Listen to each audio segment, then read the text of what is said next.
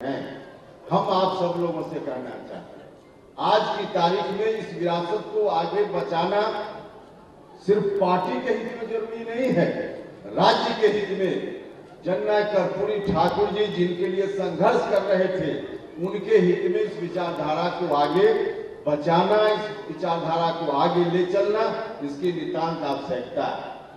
यह विचारधारा मजबूत रहेगी तो जो दबे कुचले शोषित पीड़ित न्याय से वंचित लोग हैं, उनको एक छतरी मिल पाएगी। अगर यह विचारधारा नहीं बचेगी तो वैसे लोगों को छतरी नहीं मिल पाएगी, और जब वैसे लोगों को छतरी नहीं मिल पाएगी तो बिहार का फिर बड़ा नुकसान हो जाएगा। आज सबसे बड़ी चुनौती हम सब लोगों के सामने यही है, फिर से बिहार विधानसभा का चुनाव होना है। हम धन्यवाद देना चाहते हैं, नीतीश कुमार जी आ गए इस रास्ते।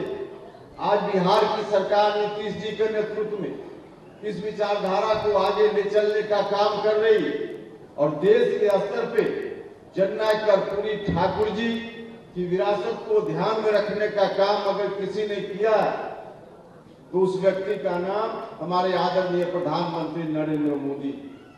नरेंद्र मोदी जी ने अभी कई वक्ताओं ने इस बात को कहने का काम किया।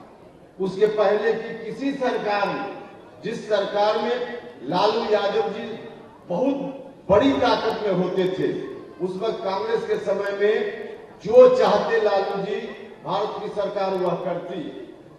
एक समय ऐसा था, जो चाहते भारत की सरकार वह करती, लेकिन उस वक्त नहीं। बाद में जब नरेंद्र मोदी जी के हाथ में ताकत आई, तब भारत रत्न की उपाधि जननायक कर्पूरी ठाकुर जी को देने का था।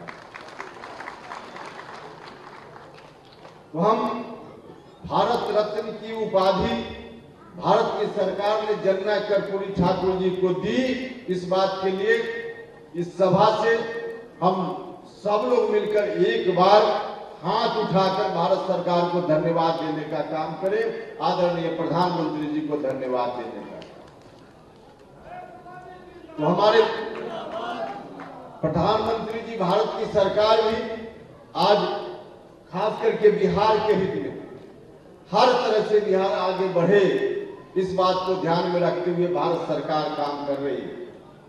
पिछली बार जब फिर से सरकार बनी केंद्र में, और सरकार बनने के बाद जो पहला बजट भारत की सरकार ने पेश किया, उस बजट की आलोचना कुछ लोग जो बिहार से बाहर के लोग हैं, उन लोगों ने यह कहकर आलोचना की, यह जो बजट है, यह बजट बिहार का बजट है, आंध्रा का बजट है, देश का बजट नहीं प्रतीत होता है। इस तरह की आलोचना का आशय यह था कि भारत की सरकार ने, हमारे प्रधानमंत्री जी ने बिहार पर विशेष ध्यान देने का काम किया। बिहार को हर तरह से अलग विशेष पैकेज के रूप में पहले भी दिया भारत की सरकार ने, और पिछली बार की बजट में भी अनेक क्षेत्रों में भारत की सरकार ने बिहार को देने का काम किया। तो हर क्षेत्र में भारत की सरकार भी अच्छा काम कर रही है, और राज्य की सरकार भी अच्छा काम कर रही है। जब अच्छा काम करने वाले लोग रहेंगे तो अच्छा होगा। इसलिए बिहार के लिए जरूरी है कि फिर से इस बार विधानसभा चुनाव के माध्यम से भी यही सरकार आगे रहे, और इसके लिए हम सब लोग जो है राष्ट्रीय लोक मोर्चा के साथी हैं, हम सब लोगों का दायित्व बनता है कि हम गांव में जाकर लोगों को बताने का काम करें। विपक्ष की ओर से फिर से कोशिश हो रही है, कि किसी तरह से फिर से हम सत्ता में आ जाएं। भाइयों और मित्रों, फिर से अगर विपक्ष के लोग सत्ता में आ गए तो बिहार के साथ बहुत बड़ा अनर्थ हो जाएगा। फिर से बिहार उसी दौर में चला जाएगा जिस दौर में 2005 के पहले बिहार हुआ करता था। हम सब लोगों का दायित्व बनता है कि हम सब लोग मिलकर राष्ट्रीय लोक मोर्चा का एक एक साथी, सभी लोगों का दायित्व बनता है। सभी लोगों से मेरा आग्रह है कि सब लोग मिलकर इस काम में पूरी मुस्तैदी से लगने का काम कीजिए। इसी की जरूरत है, कुछ भी नहीं देखना है, सिर्फ यह देखना है कि एनडीए गठबंधन के उम्मीदवार को जिताने के लिए हम जो कुछ भी कर सकते हैं उसके लिए हम क्या कर रहे हैं, बस सिर्फ यही देखना है। और संकल्प है, एनडीए का डिसीजन है, संकल्प है कि इस बार विधानसभा चुनाव में कम से कम 225 सीटों पर एनडीए के उम्मीदवार को जिताने का काम करना है। तो 225 जगह जिताने का काम करना है।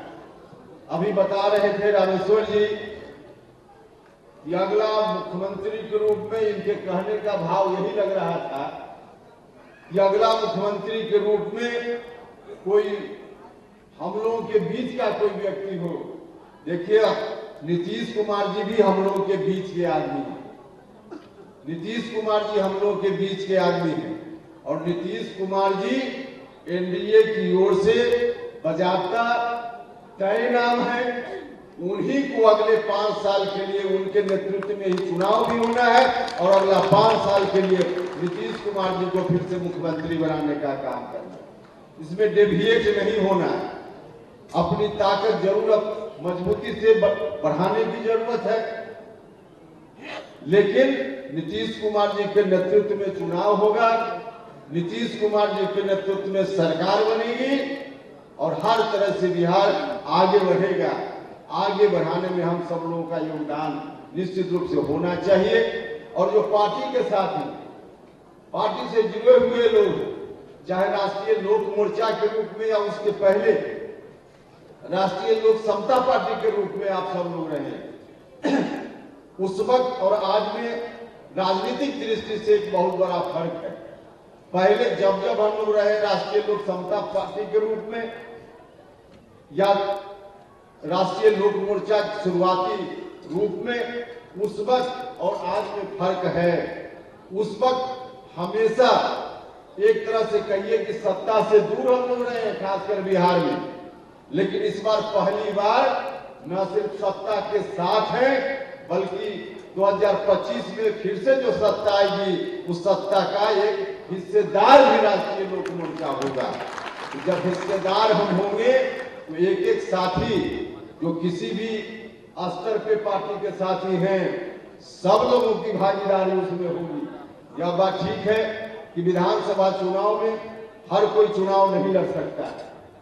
एनडीए गठबंधन है, गठबंधन में जितनी सीटों पर हम तय करेंगे, एनडीए गठबंधन के लोग मिलकर उतनी सीटों पर हमारी पार्टी चुनाव लड़ेगी। कई बार मीडिया के लोग हमसे पूछते हैं कि आपकी पार्टी कितनी सीटों पर चुनाव लड़ेगी। भैया, कितनी सीटों पर चुनाव लड़ेगी इसमें कोई झंझट नहीं है। हम सब लोग मिलकर तय कर लेंगे कितनी सीटों पर एनडीए गठबंधन में कौन पार्टी चुनाव लड़ेगी। लेकिन जितनी सीटों पर भी हम चुनाव लड़े, जितने लोग चुनाव लड़ने की इच्छा रखने वाले हैं, सबको तो टिकट कोई भी पार्टी नहीं दे पाई, कोई भी पार्टी नहीं दे पाई। स्वाभाविक रूप से राष्ट्रीय लोक मोर्चा में भी जितने लोग टिकट के दावेदार हैं, सब लोगों को टिकट तो नहीं मिलेगा। लेकिन जिनको भी मिलेगा उनको मजबूती से जिता कर भेजिएगा और एनडीए गठबंधन की मजबूत सरकार बनेगी। उसमें जो आपकी पार्टी की हिस्सेदारी होगी तो सब साथियों का सम्मान निश्चित रूप से उस समय बढ़ेगा। आपके मान सम्मान को ख्याल रखने का काम उस हिस्सेदारी के समय जरूर पार्टी रखने का काम करेगी। तो इसलिए सब लोगों से आग्रह कि सब लोग मिलकर सिर्फ और सिर्फ, देखिए, हमने तो पार्टी गठन के बाद एक बार नहीं, एक से ज्यादा बार बिहार का दौरा किया। शुरुआती दौर में विरासत बचाओ के नाम पर, बाद में बिहार यात्रा के नाम पर, और बिहार यात्रा के नाम पर अभी कुछ दिन पहले तक हमने दौरा किया है, लोगों के बीच गए हैं और जहां जहां गए हैं बिहार भर में गए हैं। सभी जगह आप सब लोग गांव से आते हैं, आपको ज्यादा अनुभव होगा। हम लोगों ने भी महसूस किया है कहीं कोई दिक्कत नहीं है। इस बार फिर से सरकार बनने, एनडीए के पक्ष में वातावरण है, हर तरह से वातावरण है। कई जगह दौरा के क्रम में लोग जरूर मिले जिन लोगों ने कुछ विशेष काम के लिए आलोचना सरकार की, राज्य की सरकार की आलोचना की। लेकिन जो लोग भी आए, जिन लोगों ने भी आलोचना जहां भी की, उनको भी यदि आज की तारीख में भरोसा है तो एनडीए के ऊपर ही भरोसा है। वैसे लोग जो किसी काम के लिए, खास काम के लिए आलोचना सरकार की कर रहे हैं, उनका भरोसा भी आरजेडी के ऊपर नहीं है, उनका भरोसा भी एनडीए के ऊपर ही है। और कई बार हमने मीडिया के साथियों से कहा, 20 साल से सरकार, लगभग 20 साल से नीतीश जी की सरकार चल रही है। 20 वर्षों में किसी भी सरकार के खिलाफ एंटी इनकम्बेंसी कुछ हो जाती है, लेकिन हमें खुशी है कि अभी 20 साल के बाद भी वर्तमान एनडीए की बिहार की सरकार के खिलाफ एंटी इनकम्बेंसी जैसी चीज नहीं है। इसलिए निश्चित रूप से सरकार बनेगी।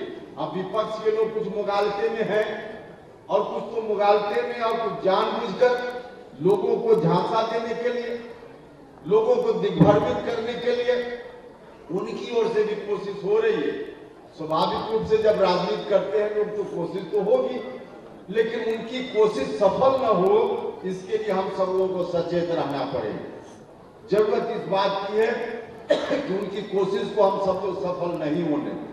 अब मुगालते में होकर कई बार दावा कर देते हैं आरजेडी के लोग कि पिछली बार हम 80-85 सीट जीत गए तो इस बार सरकार बना लेंगे, और पिछली बार भी जीत गए तो कोई आरजेडी अपने कारण से नहीं जीता। हम लोग जो एनडीए के लोग हैं, जिस स्वरूप में आज एनडीए है, इस स्वरूप में उस समय एनडीए नहीं था। एनडीए बिखरा हुआ था। आज का एनडीए उस समय बिखरे हुए स्वरूप में था। लोक जनशक्ति पार्टी जो आज एनडीए घटक दल के रूप में है, वह भी कई क्षेत्रों में बिहार में एनडीए के घोषित उम्मीदवार के खिलाफ चुनाव लड़ रही थी। और हम लोग उस समय राष्ट्रीय लोक समता पूरे तौर पे घोषित अघोषित सब तरह से एनडीए के खिलाफ ही 2020 में हम लोगों ने चुनाव लड़ा था। तो उस वक्त हम लोग भी खिलाफ चुनाव लड़ रहे थे।